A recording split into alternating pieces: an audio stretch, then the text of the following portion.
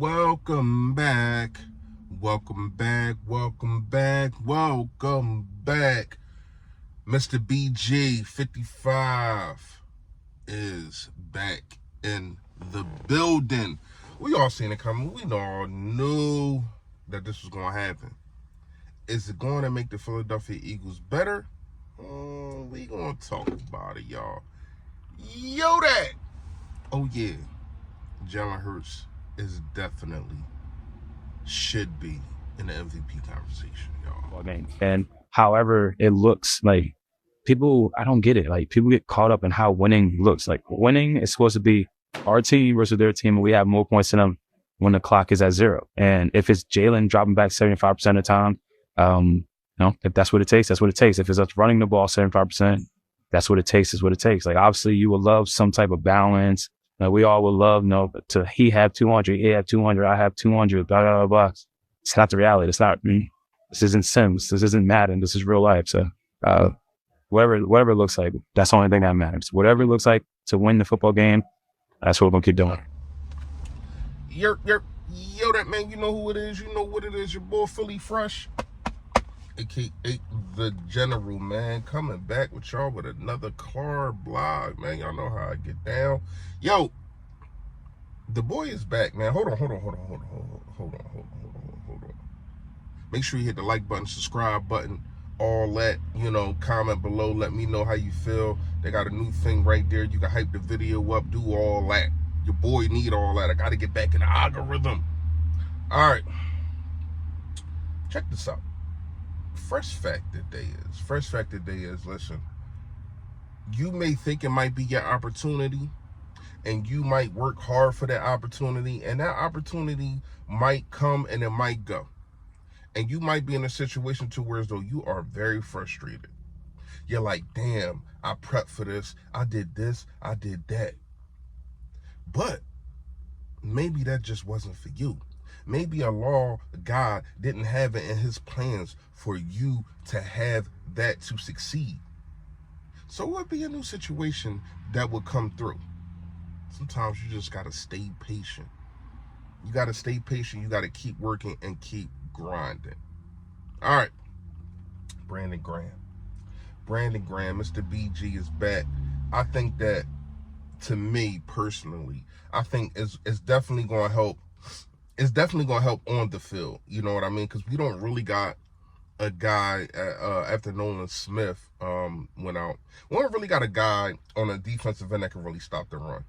And when you talk about the teams that we got coming up, especially like the Lions, even the Giants, that they want to use Scatterboo and all that kind of things. On the outside, you gotta contain the run. You got a guy that can contain the run.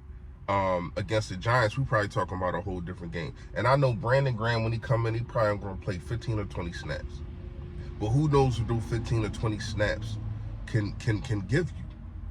I understand if people are skeptical about, the age. He didn't have this and he didn't have that. The man's a veteran. If he wasn't ready, I'm pretty sure he stayed ready. Because he was talking about coming back around like week 2. I'm pretty sure he stayed ready. He got ready. And he still had a regiment. So when you go through something, right? When you have a career, and I'm gonna put it in this perspective, right? I know it's not the same, but but stay with me. So, I did the time I did where I did, right?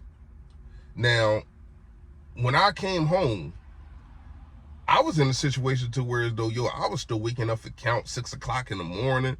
I'm still, still got the same regiments, still got the same workout times and all that. So you still stay on the same schedule is what I'm saying. And he been doing this for 16 years.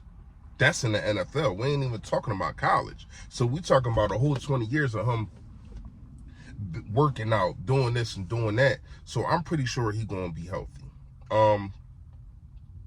Love to see him back, though. I ain't even gonna lie. I love to see BG back. I think that he shouldn't have retired, but he chose that, and I ain't had no knock on it. But to me, when you're losing Josh Sweat, you're losing Milton Williams, and just to say that Jelix Hunt and Nolan Smith is going to be the saviors, I didn't really see it. Jalen Hunt has not flashed at all. I don't even think he got a sack on the season. He did get a pick 6. He dropped the pick last week, so he redeemed himself. Shout out to Hunt for that. But we still don't. And then I guess our best defensive end, he retired. So you got one guy that retired, one guy that come out of retirement. I still think you need something else, though. I still think the 3 positions that should be addressed is still defensive end and cornerback too, and also safety. I think those things should, Howie Roseman should still make a move to try to do something. I know Bennett should be coming back soon. I get that. I understand that. But I still would make a move. All right. We got to talk about this. And I talked about this on my live, man. Jalen Hurts is definitely, if you don't got him number 1 and number 2, he definitely is in an MVP situation, especially with Tampa Bay losing last night. I think they lost in a crazy form too. Like, I think they got smoked. Mike Evans went out. Yo, Mike Evans, come on, man. Yo, listen, I got Mike Evans on my fantasy, and I'm like, yo, I think he's gonna play. I think he's gonna play. I put him in, and I lost by like 3 points, y'all. Because he played like, I don't even know how long he played, but he ain't get not one reception, not nothing. So I lost, man. I'm 5-2, just like the Philadelphia Eagles, though I'm still good. But in all seriousness, man, when you look at the numbers, when you look at what Jalen Hurts has been doing, especially because it's an early season, so you can go on a 3-game stretch and people can talk about the MVP situation. I think if this was Josh Allen, it's Patrick Mahomes, because they saying Patrick Mahomes, Dak Prescott. I don't even think they talking about Baker Mayfield like that, which is crazy to me. If anybody leading the MVP, I thought it would be him until last night. But you got to look at these numbers these guys is putting up. It's not really that far from Jalen Hurts. I think Jalen Hurts in the last 3 weeks, he got like 8 touchdowns, 1 interception. He's averaging at least like 280, 290 passing. And yes, he got 2 losses in them. But if we're going to put Dak Prescott in that situation, Dak Prescott got 3 losses and a tie. So if we're going to put Dak Prescott in those situations of screaming MVP at the top of the hill, you got to put Jalen Hurts in there. I don't understand. And it's so crazy. Like, I'm listening to the national media because I wanted to see if people was going to apologize. I want to see if people was going to backtrack on the things that they were saying after he missed a couple throws, which every quarterback does. But for some reason, when our quarterback does it, it's so highlighted. Patrick Mahomes missed throws even in our game. Matthew Stafford missed a lot of throws in our game. Baker Mayfield missed throws in our game that we played them. So it's like, why is it okay? And then y'all just say that they need help, they need this.